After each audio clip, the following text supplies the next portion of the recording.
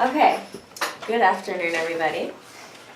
So everybody knows who this is, right? It's Kylie Jenner. She has the same name as me. I don't know if that's a good thing or a bad thing. But here's Kylie Jenner getting ready for one of her photo shoots with Teen Vogue. And this is a quote from Hollywood Life by Bonnie Fuller, which is just like an online tabloid. And they're describing her in this photo shoot and what she's wearing, and from what you can tell within the quote, they're really digging it. Now, this is Zendaya, who, this is what she wore to the Oscars, very well-known award show, and she is wearing a very similar hairstyle that Kylie Jenner wore in her Teen Vogue photo shoot that they were really digging. This is a quote from Juliana Rancic, which is she's one of the hosts of Fashion Police, which airs on E! And from this quote, you can see that they described her as smelling like petrol oil or weed. Now, these girls, they both, they're involved in the celebrity life, the world of fame. They're around the same age. They've been a part of this world about the same amount of time of their life. The only real difference between the two of them is the color of their skin. What Kylie Jenner is doing with this photo shoot and with this image is cultural appropriations. Today, I would like to use this presentation to teach you all about cultural appropriations, what it is, why people are sensitive to it, why people think that it's not necessarily a real issue or a big deal. And I hope that through my presentation and what you all will learn today, that you will, if not agree, then be able to develop your own standpoint on this issue with the real concrete facts, because that happens a lot. The world, we're in the age of information and people just read everything and believe it. You can learn about that from Gus. So, there are three things that you really need to accomplish and do to really develop your own standpoint on cultural appropriations. And the first thing is to define. So with my project, I conducted a survey where I surveyed random 9th, 10th, 11th, and 12th graders. And one of the questions was simply, do you know what cultural appropriations is?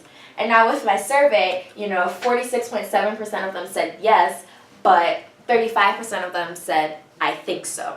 So you can see there that there's already this, underlying, I think I know what it is, but I don't know what it is. So I really hope with my project to address this. The basic definition of cultural appropriations is when someone adopts aspects of their culture that are not theirs. But it's not a basic issue, so a basic definition can't suffice. With this definition, you have to understand the power dynamic between the culture that has adopted this thing and the culture which this aspect came from. That's what's crucial in understanding the significance of cultural appropriations. The second step is to acknowledge. So first, we have to understand that we have a responsibility to marginalized cultures because, well, they're marginalized. And you have to understand your privilege in the situation. And that's not necessarily your privilege as in the color of your skin or things like that. Privilege goes all the way back to, your gender, the color of your skin, your sexual preference, things like that. So with my project, I have been surveying and interviewing random students. This is a student from Northeastern University, and I simply asked her, what's the most important aspect of your culture and why? And she chose music. And she talked about how music was so important to her because, especially rap and hip hop, because those are the artists that look like her, and those are the artists that she can identify with the most. And, they use these genres and these lyrics to talk about what they've experienced and what they've struggled, and she can relate to that. And using music as a way of communication to express what you've been through and what you're going through dates all the way back to slavery. So she really just feels like that. It's just really important to her and what she stands for in her culture. And it's also important to acknowledge that, there are ways where minority and marginalized cultures do have to assimilate. Just because I wear extensions that happen to be blonde doesn't mean that I can necessarily appropriate white culture, because the white culture is the not necessarily the majority culture, but the culture that is dominant over mine. So we have to acknowledge that there are things such as assimilation, and there are things such as forced assimilation. The last step that is crucial when talking about cultural appropriations is figuring out whether or not you're going to be an ally. And that doesn't necessarily mean that, you have to go to rallies and chant Black Lives Matter and, that things like that. But it's as simple as just standing in solidarity with this cause and with the movement. And what does that mean? It could simply mean like, oh, I'm not going to buy this shirt from Urban Outfitters because it's appropriating Native American tradition. It's as simple as that. It's as simple as speaking up in class when saying, oh, no, it's not this, it's that. Because you can go and you can learn and you can, stand with these people and really figure out what's what. So now, I'd like to open up for questions. And we can only take one question to keep on Okay. order. Yes.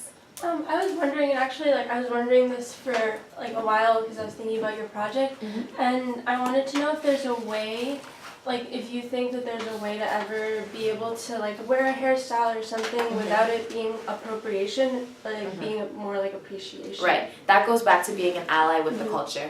I might say my best friend's Indian and I love going to her house, taking part in traditional Indian customs, eating Indian food. If I go to her cousin's wedding and I'm wearing a sari and a bindi, that's appreciation, not appropriation, because I have experienced aspects of this culture with members of that culture, and I understand the significance of them because I was educated on that. Now it's kind of iffy to tell if somebody's walking down Newbury Street wearing a bindi if they are really down with Indian culture like that, but it's kind of just knowing what you know, and even if you want to, asking and approaching the person hey, did you know the significance of that bindi you're wearing? It's as simple as that.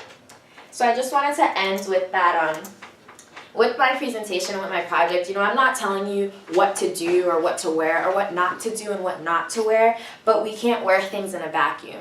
And that means that we can't just wear things and ignore the historical or cultural impact and importance of them, because there's a history of marginalized cultures and them aspects of their cultures being worn as a costume, and it's important that we acknowledge that. So all you can really do is stay woke and stay educated and do what you gotta do. Wow. Right under. Yes. Right. Perfect. All right, Kaya.